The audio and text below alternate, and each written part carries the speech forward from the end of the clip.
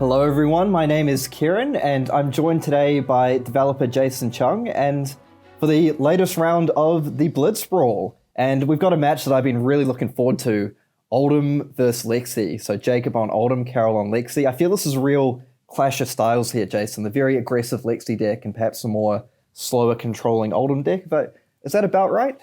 Yeah, this is a really exciting match. Just completes like the triangle of like Lexi's gonna be the aggressor here, as we can see Lightning Lexi being played with the Faultier, and Oldhim's generally your very defensive style deck, especially with Shield and Crown of Seeds.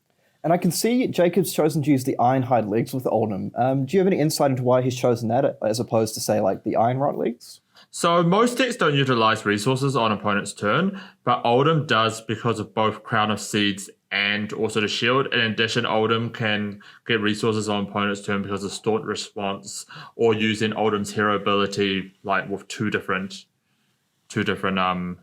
elements. Yeah, absolutely. And we see Karol just starting things right off with a headshot red into Arsenal with the Voltaire. And it looks like he might just choose the Arsenal and set up here. So do you think he might be trying to set up this big 6-card hand for next turn? Well, you're actually going to do this a lot. Like, that's going to be one of the powers of New Horizon. If you actually think about it, unless you're setting up double Arsenal in preparation and making these 6-card hands, New Horizon doesn't actually give you too much value. But yeah, we're seeing the power of New Horizon here. Next turn, Karol will have 6 cards ready. And we see Jacob just start things off with a Sigil of Solace on Karol's turn, and he has pitched that Staunch Response you're talking about, and he's playing out a yellow Winter's Bite. Now, I feel this card's pretty annoying for Lexi. Yeah, this is going to be a key card in the matchup, Winter's Bite. Lexi wants to play with these 5 and 6 card hands, and Winter Bite just says no. Yeah, absolutely. And we see Jacob come in with the Winter's Wail. No ice card pitched there, so Karol's not getting the Frostbite. Okay, now just a fun interaction, I suppose. When Jacob played that Sigil of Solace, Karol did have a chance to get priority back to shoot with arrows, but chose not to set up this big turn. We see Karol here has flipped a Ball Lightning, I believe, so his next attack is going to have Go Again. And Karol kind of just knows that, like, Jacob's very limited what can be in Arsenal. It's most likely going to be like something along the lines of a Simp Below. It can't really be an ice card because Jacob would have just ice hammered and then put Staunch in the Arsenal. But the fact that Jacob pitched a Staunch and did hammer, we know that like it's most likely a Fateful Scene. Yep, and now this headshot is only coming in for 4, isn't it? Because it was put into Arsenal last turn. Yeah, and note that the headshot also doesn't synergize with like many of Karol's card. The headshot is just like a very good damage card, but doesn't synergize with like Ball Lightning, for example. Okay, and we see here Karol choosing to use the Shock Charm. Is this just being used to filter his hand a little bit here? Yeah, it looks like this is just going to be in a setup turn by Karol. Oh no, it looks like he's still attacking. Okay, so that's going to be a little bit annoying just coming in for the 1 damage here. So the Arsenal has been used, so we can't use the Crown of Seeds. So we'll see what Jacob wants to do here. It looks like Karol actually activated Shock Charmers before Jacob did the Fateful Scene, and hence why we see like a Shock Charm is still possible here. So if any attack hits here, Shock Charmers will do the extra damage, and that really incentivizes Jacob to just defend with his entire hand. Yeah, so Jacob seemed pretty comfortable just to fully defend out there. Actually, he did pitch to... Looks like he pitched... I wasn't totally sure what he pitched towards there, if that was an Oldhim activation, but we'll move on. There's a lot of things I do miss. That's why I've got Jason here to back me up. Okay, so we can see Karol's activated that Tunic. You know, never forget your Tunic triggers. It can be the difference between life and death. And he's just... So what do you think Karol's game plan is here? Is he going to keep trying to push the damage, or do you think he might go for sort of the setup, big turn, you know, set off turn, big turn kind of strategy? It's going to need to be a mixed strategy. He needs to be applying pressure, but he also knows that like if he just does linear damage, he'll never break through Oldhim, and Oldhim will do hammer. But the reason you probably need to be attacking like once a turn is you got to stop Oldhim from having a full card hand and then doing a big giant like Spinal Crush or Endless Winter. So if I was Karol, I'd be trying to like load up an arrow +1 it, get some cards out of Jacob's hand, and then load up another arrow and then Arsenal face down. And it looks quite possibly this might be what he's doing here. It seems to give him +1. Looks like that's what the die indicates. And from like Jacob's point of view, he could hold on very easily with his equipment and defending, but he doesn't want to do this forever. And look at this. This looks like a pulse activation onto Oldhim. And that's really going to throw off Karol's plan. Karol really wanted on this turn to just set up a 6-card hand. It looks like he's thinking about just loading an arrow. Yep.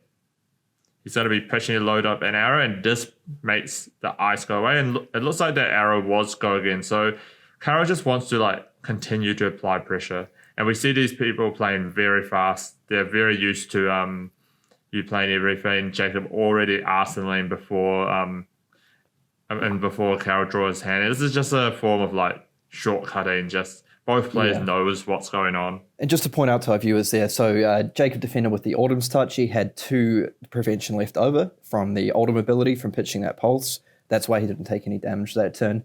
Now, I did see Jacob defended with the Crater Fist. Does that sort of indicate to you he might have a 0 defense card in Arsenal here? It just seemed an interesting choice to use that. Or is it just because the Arsenal's so important, he wanted to make sure he had a card in there because of Crown of Seeds?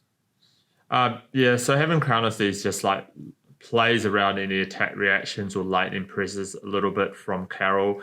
I also know that Jacob really likes to aggressively defend with his Crater Fist so he can use it, because you can't just sit back as Oldhim every single turn. You have to attack back at some point. Okay, that's a good point. So we see the Dazzling Crescendo come out with the Heaven's Claws fused, so that's coming in with Go again. And that is a good point on the Crater's Fist. I'm probably too used to just being used up purely defensively in things like Classic Constructed quite often. Yeah, so unlike Bravo, which like you basically want to use extra resources to dominate, Oldhim doesn't have that luxury. So if you ever have spare resources, using Crater Fist on your Crush cards is like a really good tempo swing. And just want to point out here, so Jacob again using that Oldhim, the pitching an ice card to the Oldhim defense reaction hero ability. This must be pretty frustrating for Karol here. So he can use that bow at instant speed, but it looks like there's probably going to be, at least one card going back on top.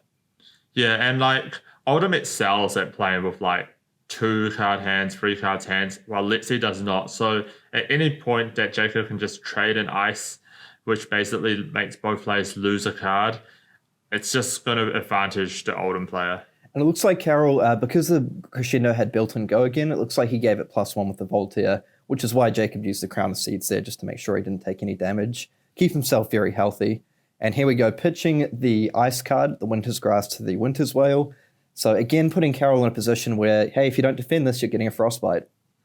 Yeah, and preserving that life total, like you said, by Crown of Seeds, that's going to be an important game plan by Jacob.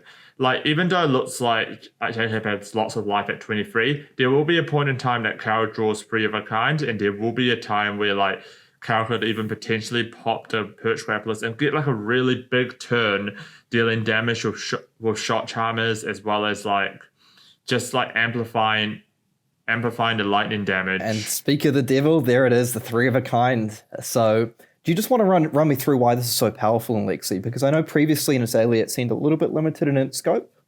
Well, firstly, Karol did play like a Weave Ice beforehand. It's really important that Lexi focuses mainly on arrows and less so on pumps, while Azalea focuses on pumps. When you play 3 of a kind and you draw a pump, you can't actually play it, and you're also just limited by usually 1 arrow afterwards. But in Lexi, Voltaire has twice per turn. So this means that after a 3 of a kind, you're usually following up with two arrows. In addition, all those cards in hand, if there's a lot of blues, like there's some blue ball lightning, you can just use it and sink it all into Shot Charmers. Yeah, that's a good point. The Shock Charmers, the double activation on Voltaire. So this is probably why, as you mentioned, Jacob's been trying to keep his life total so high, because he knows the pain is coming at some point. Yeah, I wouldn't be surprised if this is the turn that some damage leaks brew. We see the Blizzard come through, so that's going to turn off Go again unless Karol pays 2 resources, which he has done. So it looks like he used the Voltaire for Go again. This is actually a pretty weak Blizzard in the grand scheme of things. Like, you don't really want to be Blizzarding after your opponent has drawn 3 extra cards. Just basically got rid of a Shot Charmer's activation, and that's it. Yeah, that's true. And so now we see that Ironhide Legs come out, using those resources efficiently like you spoke about earlier. So this is defending for 1, 2, 3, 4, 5, 6, 7 here. So that's... Actually, sorry, you go. I actually don't really like Jacob's play of the Blizzard here.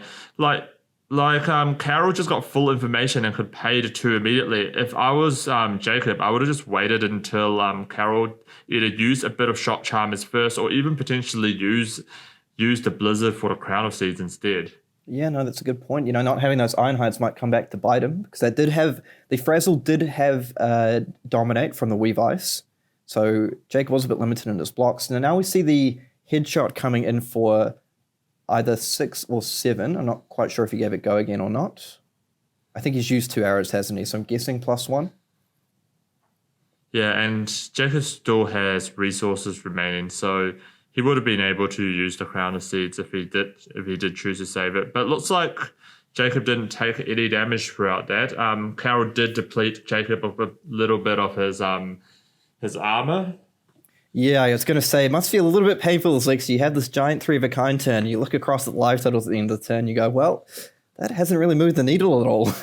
Well, that's actually his game plan. Like, I would say Karol's actually decently happy with this exchange. He's got rid of the arsenal from Jacob. Now Jacob has a bit less armor. And if you take a look, Karol hasn't actually depleted that much resource. Sure, he used the 3 of a kind, but now he has another 5-card hand to fire. And Karol just wants to be an aggressor. You do need to note that, usually how you lose as Lexi here is you're going to, run out of gas, use every one of your cards, and Oldhim still has a deck in play while you just have, no more power cards, and that's usually how you're going to lose. You're not going to lose to your, attacks, traditionally. Yep, no, that's fair. And we see, so the Heaven's Claws coming with go again, flipped over by Lexi, and now the Bolton shot coming through. Jacob's pretty keen to stop that to avoid the reload built in from it. Now, I feel Bolton shot is pretty cool in Lexi and Voltaire because you just give it that +1 and then it has the go again anyway. But I do think you have a good point that while Karol didn't get through damage in the traditional sense, he did get rid of that big block on the Tectonic and that Ironhide leg. So I feel that is going to be pretty significant going forward. Yeah, and you're going to see later on that Karol will have these really powerful on hits, especially ones that let his Shock Charmers amplify. But we see here Jacob actually drew a Blizzard, so it'll be interesting how he's doing his turn. His hand is Blizzard and also, I believe, the channel, and he's choosing not to play the channel, more prioritizing attacking with a hammer. I would have actually liked him to attack with a hammer using channel and putting Blizzard in his arsenal again. Yeah, we can see Karol there actually got a little bit stuck with 2 cards in his hand at the end of the turn, so only able to arsenal 1 of those. So we'll see what he wants to go for here. And it's just that hammer coming in so efficient, isn't it? Coming in for 4 damage, creates a Frostbite on hit. I just feel it's very, very frustrating for some of these aggressive decks. Yeah, basically the Frostbite one is the icing on the top. You don't want to lose a resource on your turn sometimes. It depends on your hand, but it can be really game-breaking for these decks that try to utilize every bit of their hand. Yep, definitely. Now we see Jacob just, sitting comfortable with that card in Arsenal, saying, do your worst, Karol. So he's going to flip over the Weave Ice here to create a Frostbite. Now I feel that might be a little bit annoying because, Oldhim does like to use resources in the other person's turn. It does, but at the same time, Frostbites hurt Lexi a lot more than it hurts Oldhim. And there are some hands where, Jacob doesn't even care too much about the Frostbite. If you have a pitch 3, you can just pitch 3 to activate Crown, cost 2, use your shield for the other one. And it just doesn't feel like you lost too much. That's a good point. And just while Karol's thinking here, I just wanted to point out, I'm loving these playmats. The Oak and Old over in Oldhim and the Lighted Up on Lexi. Very cool. Yeah, they're really nice playmats. How do you get your hands on one, Karen? Well, you can get these from your armory kits, I believe. So, go down to your local stores and support local gameplay and, get some practice in. Now, we see the Buzzbolt come infused here. So, Jacob doesn't want any part of that. And he fully defends out against the Heaven's Claws as well. So, he's really just sticking to his plan here of keep the life totals high. And let's see if he can, burn through as many of Karol's power cards as possible, and then just maybe put a bit of pressure on with the hammer towards the end. Yeah, something to note is that Heaven's Claw, if it did do damage, it would have dealt in extra damage, but thanks to Buzzbolt. And it's interesting that Karol decided not to use Weave Ice there to push through damage. What's his plan for Weave Ice? Yeah, we'll see if he wants to set up a big Dominator to attack at some point. Okay, so the snapshot's coming through. I don't believe this is fused, so that's just coming through for 4 with go again, I believe. Now, one thing, do you think Karol might be like saving that Weave Ice to dominate and just trying to keep an eye on how many defense reactions Jacob has to see if he can maybe kind of push that over the top on something big like Light It Up, for example?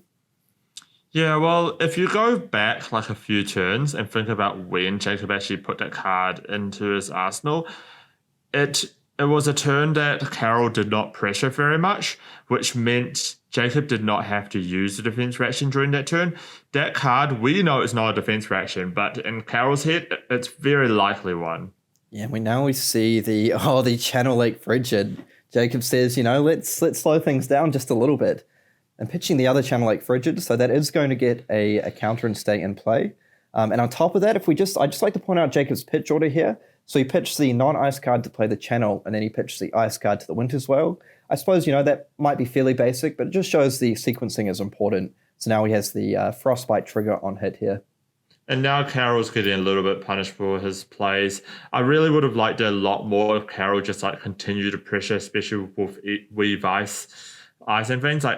Karol's way to win this game isn't to sit back. And the more you sit back, the more likely that Jacob will start to punish him with the Channel Frigid and also really strong attack action cards. And now we see there's just a lot of pressure onto Karol. He has to probably defend this Ice Hammer and not be able to do much on his turn due to Channel Ice Frigid. And that's going to let Jacob just swing the tempo with maybe a huge Spinal Crush. I believe both Endless Winters were defended with. Yeah, and also, if he can make that Channel Lake Frigid stick around for an additional turn, it's just, I feel it can be so annoying. And Karol choosing to defend with the Tunic here. One thing to note is that was going to go to 3 counters next turn, but he wouldn't be able to use it because he'd have to pay one or to activate it really because of the Channel Lake Frigid, which would be pretty annoying. Yeah, I don't know how much I like the defense there with the Tunic. I personally think this game's gonna go on longer. Obviously depends on the pace of the players, but with Channel Lake Frigid, you really just want to defend with 2 cards in your hand. I would say defend with 2 cards in your hand, then attack of Insurge and then arsenaling back a card. Keeping your Tunic would have been a better play under the Channel Lake Frigid. Yeah, that's a good point. If the game drags out, the Tunic gets a bit more valuable. And here we see the Lightning Surge come through. So Jacob only defending for 3 here. So he actually took 1 damage. And then Karol just simply coming through with the Heaven's Claws. So it feels like he's just trying to keep up a little bit of pressure here through that Channel Lake Frigid. Yeah, the resource counter from Tunic is not actually the key reason you want to be keeping it in this matchup. So later on, there's going to be a crucial point where Winter's Whale is going to attack you, and you really want to only defend with 1 card, and you have to stop the Frostbite, and that's where your equipment really comes in. And it's quite hard to just think of that in the moment right now. With 10 to 11, you're that's not going to happen for a few turns. But those are the type of plays you need to make if you're wanting to beat Oldhim. Think about how you're going to use your Tunic and when's the most crucial time to defend with it. Absolutely. That's a good point. And then we see the power of that Winter's Bite coming through, followed up by the Command and Conquer. So Karol's just going to defend that out here and potentially just set that last card. And, he isn't... Well, Channel Lake Frigid is gone now, but Karol, I imagine he might just set that card and wait. And that's a really good point you made about the Tunic for the block. Because I can also see that with New Horizon and Perch Grapplers, which both defend for 2, you potentially have up to 2 turns in the late game where you can defend 1 card plus Tunic and then the New Horizons plus Grapplers to block out 2 hammer hits back to back, which can be pretty important. Yeah, Karol went through this unfortunate thing of while the channel's in play, he tried to do some attacks, and as soon as his channel died, he just had to pass the turn and set up his arsenal. You really want to be doing the opposite. It's sometimes quite hard to do so. We're going to see very soon now on... you see the Oaken Old come down, and I imagine Jacob may have pitch stacked that with the Pulse, which we saw on pitch earlier in the game, or just waited for it to set up. And that's very difficult to deal with, I feel. Yeah, I was actually going to mention this from the opposite side. It's about time that Karol's going to draw his Pulse. If you guys remembered on turn 1, Karol pitched his Pulse, and that is going to be roughly the mark of when you're going to start to see cards. And this is when you really got to remember, what did I pitch after the Pulse and what's going to happen next? Because for Karol to win this game, I think Karol needs to have that Pulse in a very desirable spot combined with a a 3 of a kind, followed by like appropriate arrows. And Karol's best line of victory is basically killing in one turn, and this is gonna be hard. Oh, will we see that 3 of a kind? But I believe this actually draws into the pulse, which you can't actually play if I'm correct on the pitch stacking. I will leave that one to you. Unfortunately, I haven't been paying close enough attention to keep track of those ones. But we see, I think Karol here, he went all the way down to 2 life. I feel he just really needs to make something happen here. I'm thinking at least strip sort of 2 to 3 cards out of Jacob's hand. Would that be about right? So he just doesn't fall into this trap of just being slowly ground down by things like the hammer? Yeah, at this point, it's like really rough. At this point, there's not too much you can do. I think the line of play is going to be like that. But here you're going to kind of see like a nombo. Like, this is why I really wish we played this Weave Ice like last month. And you're going to see him use Weave Ice. And I believe he has this Bolton Shot. He does have a card to actually be used with this Weave Ice, a Yellow Frazzle. Oh, and he's got the fuse. So it is something is happening. So it's coming in for 7, I believe. So 7 with Dominate and that on-hit effect. So we'll see if Jacob has any answer to something like a defense reaction. So he can defend for I suppose he's got so much defense, doesn't he? Jacob should have Staunch Response blue, right, in his arsenal because he pitched at turn 1 for the hammer, if I'm correct. It's a good point. And even just with these equipments plus the crown plus the shield if he needs to. So it looks like he's defending for 5 here. Okay. He might also be baiting Karol into using shot. Yep. Okay, so maybe he's trying to bait out those resources from Karol to overcommit here. So this is 7 on 5. Yep. Okay. All right, so Jacob down to 4. And Karol says, well, if you're not going to defend, how about this attack for 5 as well? So, okay, so he's starting to put Jacob under a little bit of pressure here. Now, Jacob does have 2 cards in hand, but he is going to go down to 1 here. Okay. This is not proc the Frazzle. The Frazzle was fused. I guess he took defended 3, took 2 plus the Frazzle, yeah. Okay, so Jacob playing a bit more aggressively, going all the way down to 1. We'll see if he will live to regret that or if he's got some giant attack lined up. All right, we'll see what Jacob kept, and this is a Stefan Ogre mode. Well, that's not too shabby. So Karol may be a little bit out of luck here. So he can block for 1, 2, 3, 4, 5, 6, 7. You know what would have been great here? If I had our Spring Tunic to defend this, but or is that not lethal? If I messed up my math here? No, this was lethal. 9 on 7. Yeah. Okay. Just needed a tunic. Yeah.